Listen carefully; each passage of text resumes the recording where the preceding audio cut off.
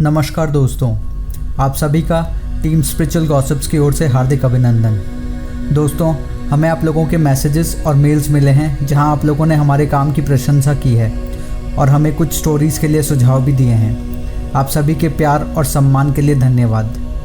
आज आप सबके सामने भगवान शिव के निवास स्थान के रूप में विख्यात कैलाश पर्वत और उससे जुड़े कुछ रोचक तथ्य तथा जानकारी लेकर आए हैं। दोस्तों, वैसे तो पृथ्वी पर कम से कम 109 पर्वत हैं जिनकी ऊंचाई समुद्र तल से 7200 मीटर यानी कि 23,622 फुट से अधिक है। इनमें से अधिकांश मध्य एशिया, भारतीय उपमहाद्वीप और तिब्बती सीमा पर स्थित हैं। भगवान शंकर का निवास स्थान कैलाश पर्वत है और उसके पास स्थित है मानसरोवर झील। यह अद्भुत स्थान रहस्यों से भरा है। शिव पुराण, स्कंद पुराण, वृत्स्य पुराण आदि में कैलाश खंड नाम से अलग ही अध्याय है। इस तीर्थ को अष्टपद, गणपर्वत और रजतगिरी भी कहते हैं।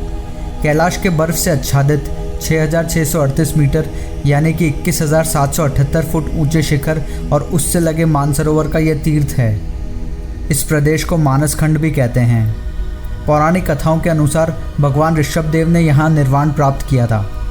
स्वामी मंगलेश्वर श्री ऋषभदेव भगवान के पुत्र भरत ने दिग्विजय के समय इस पर विजय प्राप्त की थी। पांडवों के दिग्विजय प्रयास के समय अर्जुन ने भी इस प्रदेश पर विजय प्राप्त की थी। युधिष्ठिर के राजसूय यज्ञ में इस प्रदेश के राजा ने उत्तम घोड़े, सोना, रत्न और याक की पूंछ से बने काले और सफ़ेद चामर भेंट किए थे। इनके अतिरिक्त अन्य अनेक ऋषि मुनियों के यहाँ निवास करने का उल्लेख प्राप्त होता है। जैन धर्म में इस स्थान का बहुत महत्व है। इस पर्वत पर श्री भरत स्वामी ने रत्नों के 72 जिनालय बनवाए थे। कैलाश की परिक्रमा दारचेन से आरंभ होकर वहीं समाप्त होती है।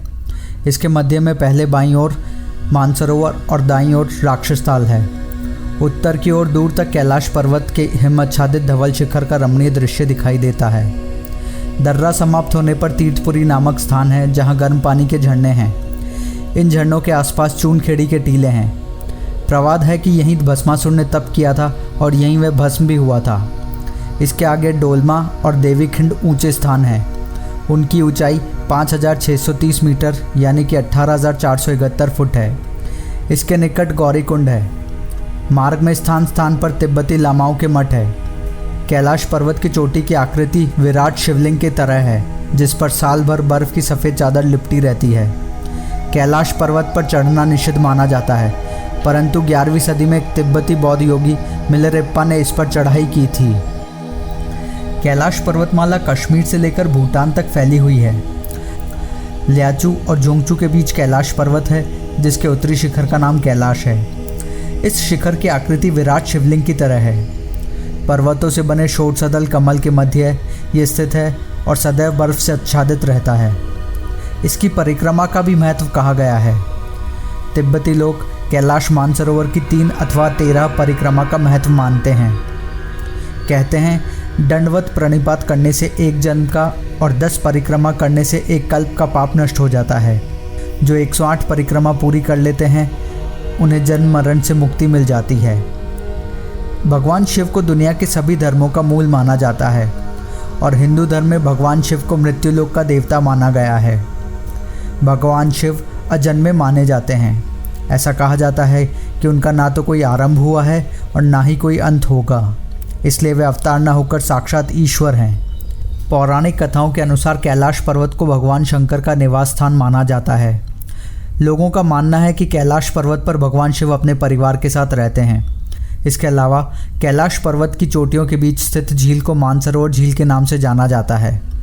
कैलाश पर्वत को दुनिया के सबसे रहस्यमय पर्वतों में से एक माना जाता है। पौराणिक मान्यताओं के अनुसार इसके पास कुबेर की नगरी है। यहीं से महाविष्णु के कर कमलों से निकलकर गंगा कैलाश पर्वत की चोटी पर गिरती है, जहां प्रभु शिव उन्हें अपनी जटाओं में भर लेते हैं और धरती पर निर्मल धारा के रूप में प्रवाहित करते हैं। कैलाश पर्वत के ऊपर स्वर्ग और नीचे मृत्युलोक है। इस लेख में हम कैलाश पर्वत से जुड़े 12 रोचक तथ्यों का विवरण दे रहे हैं। धरती का केंद्र। धरती के एक ओर उत्तरी ध्रुव है तो दूसरी ओर दक्षिणी ध्रुव। दोनों के बीचों बीच स्थित है हिमालय और हिमालय का केंद्र है कैलाश पर्वत। वैज्ञानिकों के अनुसार ये धरती का केंद्र है। कैलाश पर्वत दुनिया के 4 मुख्य धर्म हिंदू, जैन, बौद्ध और सिख का भी केंद्र है। अलौकिक शक्ति का केंद्र। ये एक ऐसा केंद्र भी है जिसे एक्सिस मुंडी कहा जाता है। एक्सिस मुंडी अर्थात दुनिया की नाभि या आकाशीय ध्रुव और भूगोलिक ध्रुव का केंद्र। यह आकाश और पृथ्वी के बीच संबंध का एक बिंदु है जहां 10 दिशाएं मिल जाती हैं। रशिया के वैज्ञानिकों के अनुसार एक्सिस मुंडी वह स्थान है जहां अलौकिक शक्ति का प्रवाह होता है और आप उन शक्तियों के साथ संपर्क कर सकते हैं। पिरामिड नुमा क्यों है ये पर्वत? कैलाश पर्वत एक विशालकाय पिरामिड है जो 100 छोटे पिरामिडों का केंद्र है। कैलाश पर्वत की संरचना कंपास के 4 दिक बिंदुओं के समान है और यह एकांत स्थान पर स्थित है जहां कोई भी बड़ा पर्वत नहीं है। 2 रहस्यमयी सरोवरों का रहस्य। यहाँ 2 सरोवर मुख्य हैं। पहला मानसरोवर जो दुनिया की शुद्ध पानी की उच्चतम झीलों में से एक है और जिसका आकार सूर्य के समान है। दूसरा राक्षस ताल जो दुनिया की खारे पानी की उच्चतम झीलों में से एक है और जिसका आकार चंद्र के समान है। ये दोनों झीलें सौर और चंद्र बल को प्रदर्शित करती हैं जिसका संबंध सकारात्मक और नकारात्मक ऊर्जा से है। यह अभी तक रहस्य है कि ये झीलें प्राकृतिक तौर पर निर्मित हुई हैं या इन्हें ऐसा बनाया गया है। 4 नदियों का उद्गम स्थल। कैलाश पर्वत की 4 दिशाओं में 4 नदियों का उद्गम हुआ है, ब्रह्मपुत्र, सिंधु, सतलज व कर्णाली। इन नदियों से ही गंगा, सरस्वती सहित चीन की अन्य कई नदियां भी निकलती हैं। कैलाश की 4 दिशाओं में विभिन्न जानवरों के मुख हैं जिसमें से नदियों का उद्गम होता है। पूर्व में अश्वमुख, पश्चिम में हाथी का मुख, उत्तर में सिंह का मुख और दक्षिण में मोर का मुख। मानसरोवर झील में नहाने से मिलती है पापों से मुक्ति। यदि आप कैलाश पर्वत की यात्रा करते हैं तो मानसरोवर झील में स्नान करने का सबसे उपयुक्त समय है प्रातः 3 बजे से 5 बजे का, जिसे ब्रह्म मुहूर्त के नाम से भी जाना जाता है। ऐसा माना जाता है कि इस समय देवता भी स्नान करने के लिए इस झील पर आते हैं। हिंदू पौराणिक कथाओं में इस बात का उल्लेख किया गया है कि मानसरोवर झील में डुबकी लगाने से पिछले 7 जन्मों के सभी पाप मिट जाते हैं। यति मानव का रहस्य। हिमालय वासियों का कहना है कि हिमालय पर यति मानव रहता है। कोई इसे भूरा भालू कहता है, कोई जंगली मानव तो कोई हिम मानव। यह धारणा प्रचलित है कि यह लोगों को मारकर खा जाता है। कुछ वैज्ञानिक इसे निडरथल मानव भी मानते हैं। विश्व में करीब 30 से ज़्यादा वैज्ञानिकों ने दावा किया है कि हिमालय के बर्फीले इलाकों में हिम मानव मौजूद है। मानसरोवर झील के पिघलने पर मृदंग की आवाज़ आती है।